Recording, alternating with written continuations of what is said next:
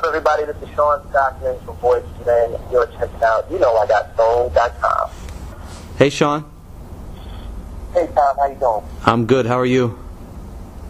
I'm good, thanks. Thanks for taking the time for the interview. We appreciate it. No problem. And, first of all, I just want to start talking about your new album, 20, that you released in October. How's it been received so far since it's been out? So far, it's been good. Those who know that the album is out love it, and they love the new music, and they love how we kind of flip the old music like space. Yeah. So, it's been a good response so far. It's been good, and we're at the point now where we're just going to get more people involved and aware of the actual album, and that's it. But so far, so good. We're getting good reviews by critics and the fans. So yeah, it's all good. We got another good product out there. That's good. That's great. So now tell me about the first single you released, More Than You'll Ever Know, with Charlie Wilson. Just talk about how the song was created.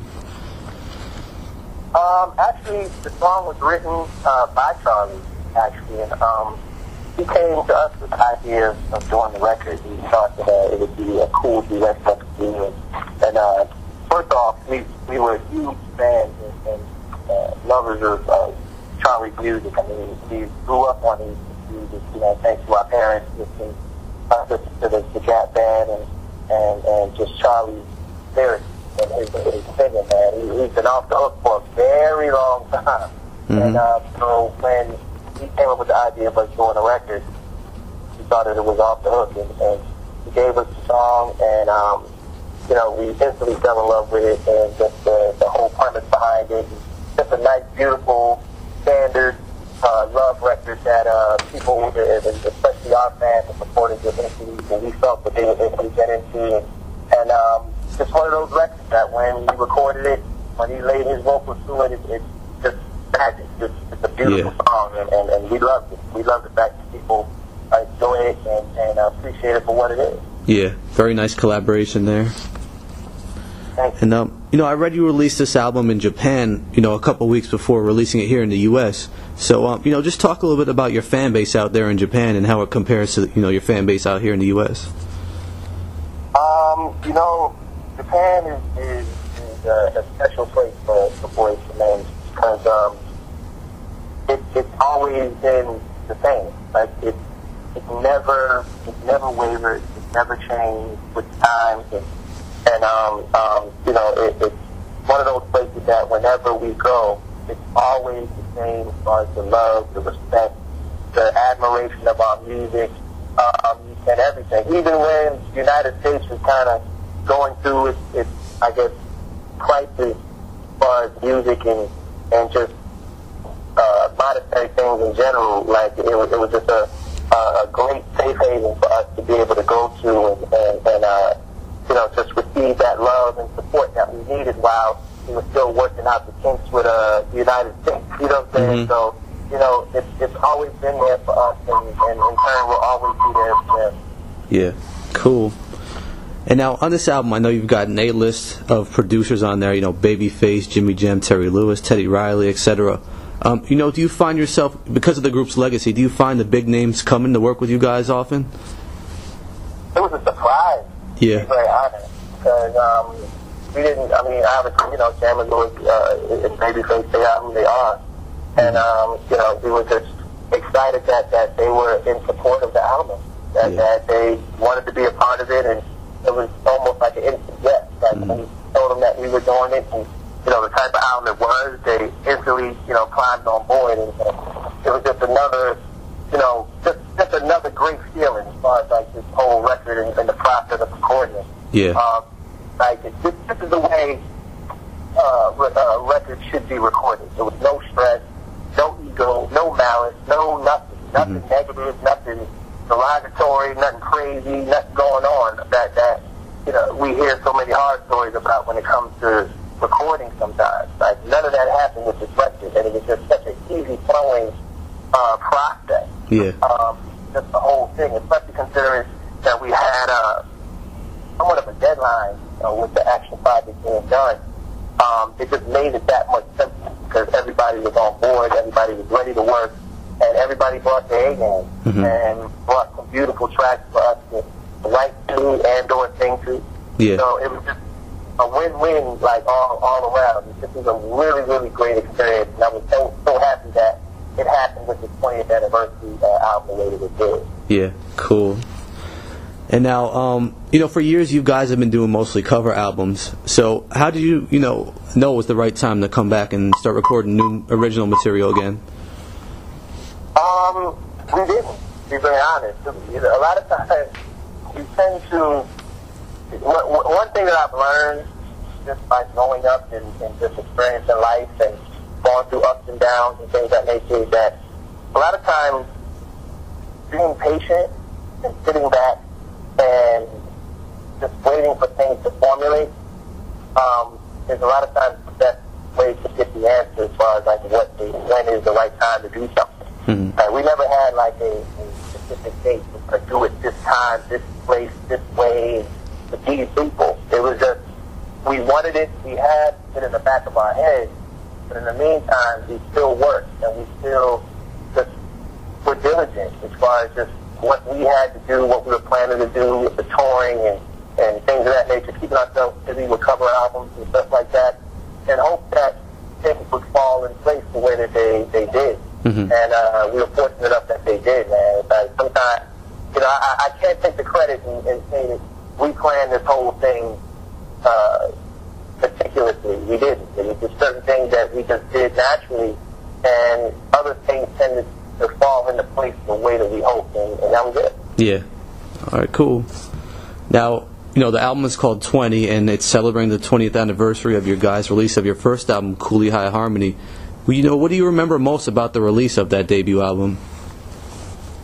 How excited we were. Yeah. Just to be a recording artist. Just to be a recording artist.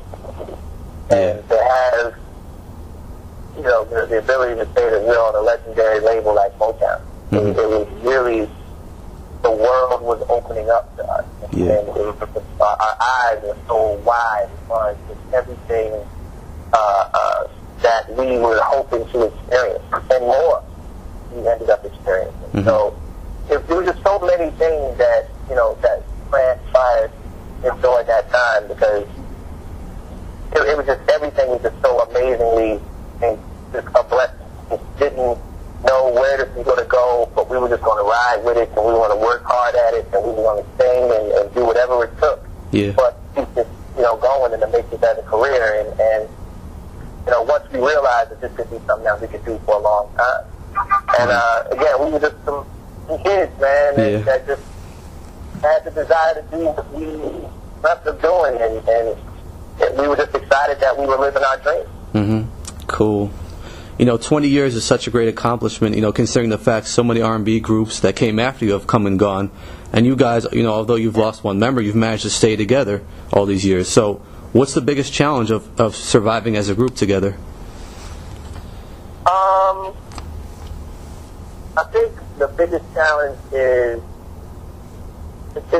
being in a group is just like being in any type of relationship.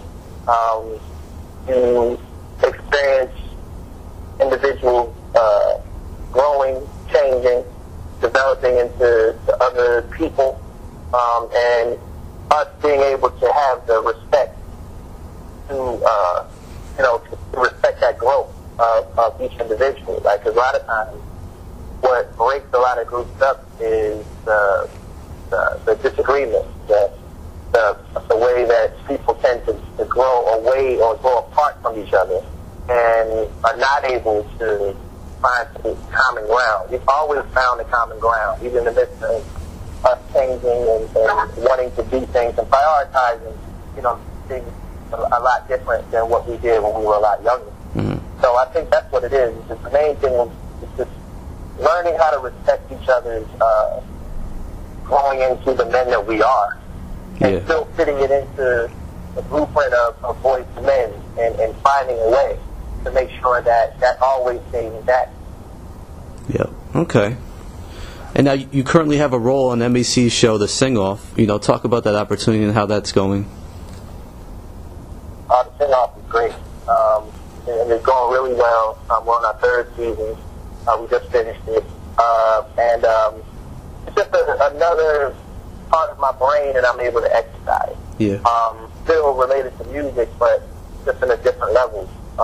To be able to judge and help develop, so, in a roundabout way, younger acts that are coming up and wanting to get their shot in the business. And being an integral part in it is a wonderful thing. That's something that I personally always wanted to do.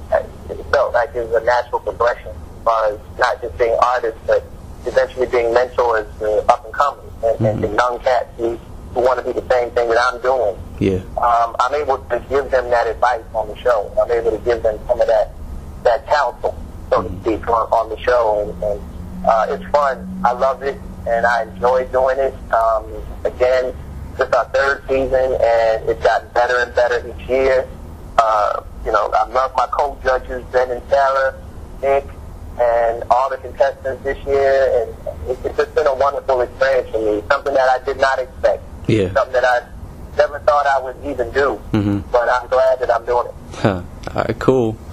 And just one last question for you. What can fans of Boyz II Men expect for the group going into the future? Just different entities that we're trying to embark on. Philanthropy type things as well as business ventures. The guys and I just finally established our non-profit organization called the Boyz II Men House, which is basically an organization that helps those who are in need. It doesn't specify one particular cause, but we support many, and as many that is needed, that needs help. We're happy about that. We're excited about putting together our first charity event. We did it September 17th in Philadelphia, our first charity event. We performed with the local orchestra in Philadelphia, and we raised a lot of money there. And we're going to try and do an annual performance and event for the charity, as well as just other ventures outside of our label, the MSM Group, which the 20 album is released under. We're also trying to look for other acts as well to sign under that company, as well as coming out with a new sparkling wine called Four Seasons that will start actually selling first on our website, boyzmen.com, and then later on in your local state stores and liquor stores and things of that nature. Yeah. So there's a lot of other things popping off too. Some are still pending, but for anybody that wants to get any information concerning us and what we're doing, they can log on to boyzmen.com and get the proof on what it is we're going next. Cool. And anything you'd like to add? Follow us on Twitter, BOYZIIMEN, or you can follow me, Sean Stockton. That's my Twitter name. And just look forward to the future of 2012. Right? My motto is the best attack is a sneak attack, and a lot of people are not expecting us as a group or as individuals to do half of the stuff that we plan on doing next year. So I love it, and it's going to come out of nowhere, and it's going to be a pleasant surprise to everybody, and I'm looking forward to the future.